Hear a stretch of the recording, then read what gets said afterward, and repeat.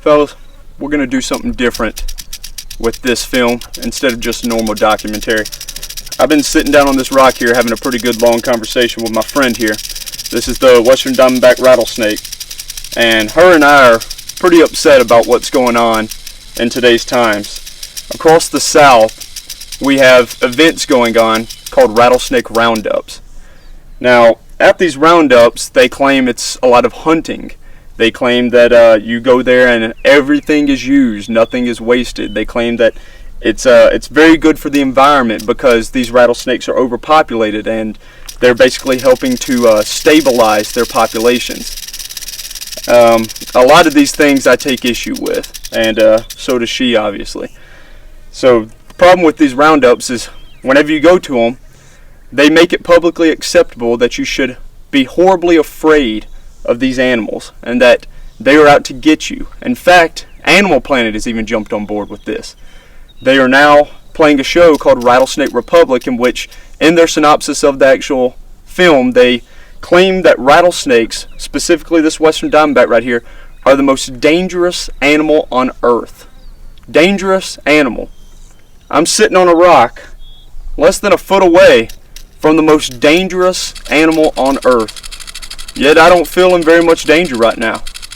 In fact, this guy right here, he's getting kind of used to me, but what do you think would happen if I just stumbled across a perfectly wild diamondback? Not that this guy's not wild, she's very much wild, but what if I stumbled across one, say, just on the road? What do you guys think would happen if I walked right in front of her? I mean, put my boot just right in front of her and she stretched out across the road. Would she strike? Would she be extremely dangerous? Let's see and find out.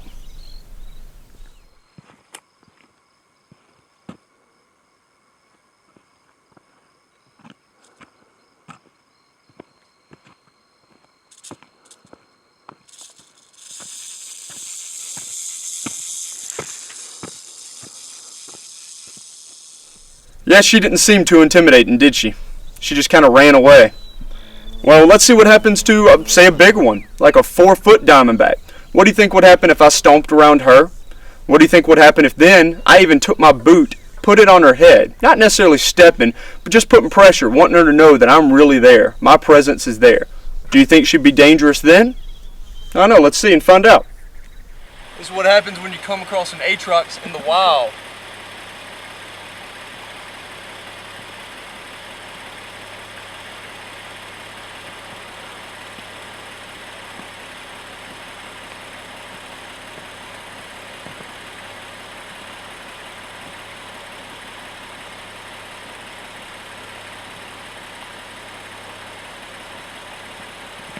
Not too dangerous if you ask me. Now you just chill. Western Diamondback rattlesnake. Just chill.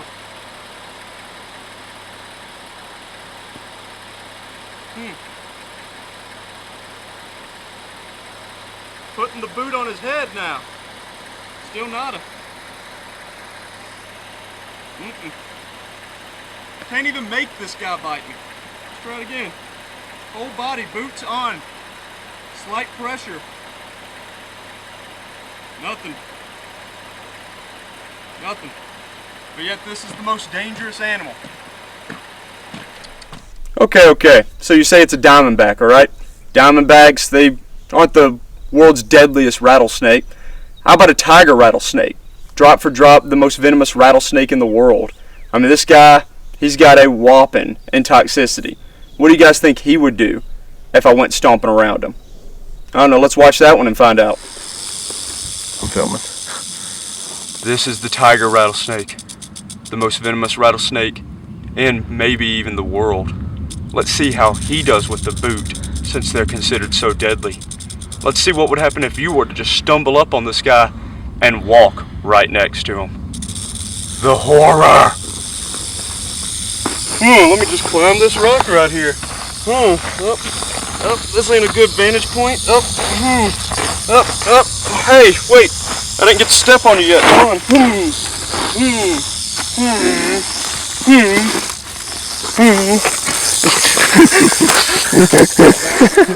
So as you guys can see clearly, rattlesnakes are not out to get you. They do not warrant the name dangerous at all. They warrant the name just respect. You give them respect, they'll give you respect. Rattlesnakes are not out to get you. They're not out to harm you at all. And it's not necessarily that we want to stop the roundups, we just want to change them. We want to change and stop the cruelty. At these roundups, you'll find diamondback rattlesnakes with their mouths sewn shut. First they take pliers and they rip their fangs out. Then they will sew their mouth shut and have people parade around with the diamondback rattlesnakes. They'll parade around, let people hold them for money, and then as soon as that rattlesnake gets tired, fatigued, maybe even dead, that's when they'll trade him out for another one that they're just going to pull the fangs out and sew his mouth shut. And under every single animal cruelty law we have in place here in the United States, that breaks all of them. I mean, even in Texas, it's section 42.09, it says that you cannot knowingly torture an animal. And I'm sorry, but ripping out an animal's teeth and then sewing his mouth shut and waiting for him to die, that seems like a pretty good form of torture to me. Also at these events, they have rattlesnake skinning. No big deal, I'm a big hunter, you know. I skin my animals whenever I go to eat them. But then again, I've never bathed my hands in the blood of my animal. And I've never posted handprints of blood on the wall. That just seems a little bit weird if you ask me. I've also never cut off the head of one of my animals that I've hunted. And I've never paraded around with the cut off head, displaying how, due to nervous system reactions, that it can still fully function and pretty much defend itself like a rattlesnake can. Rattlesnakes are not necessarily dead when you chop their head off. So they chop these snakes' heads off, which is the worst form of way to kill a rattlesnake, and then they just parade around with it like it's just something to basically make fun of. So these roundups teach you that you should hate these animals, that you should kill all of them. And the worst part is about it that they teach your children, because tons of kids come to these events and they'll get 2,000, 5,000 rattlesnakes and slaughter them all right in front of these kids. That's not a message I want to give to my kids. So what can you do about this? Well, first thing, you got to rise up against it, okay? Me and my friend, you can hear her, she's rattling, okay? She's angry too. You want to rise up against this, okay? And the first thing that you can do is visit the RAR Facebook page. It's RARR, Rise Against Rattlesnake Roundups. Now at that page you'll find plenty of numbers, addresses, in which you can contact and voice your opinion.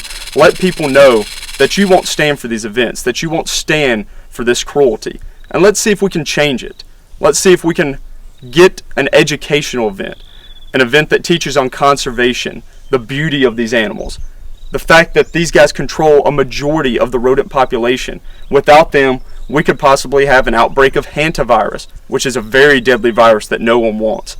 And then, dare I say it, the bubonic plague. We've already had one case just a little bit north of us in Texas. So it is there.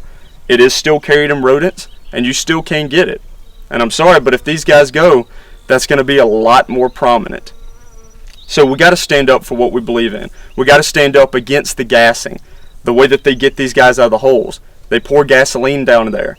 And these guys may be fast enough, some may not, some may. They can escape. But poor old other animals, like ornate box turtles, the protected Texas tortoise, any of the small mammals like rabbits, things like that may get stuck in there. Those fumes will kill them pretty quickly, or at least poison them to where they'll die later.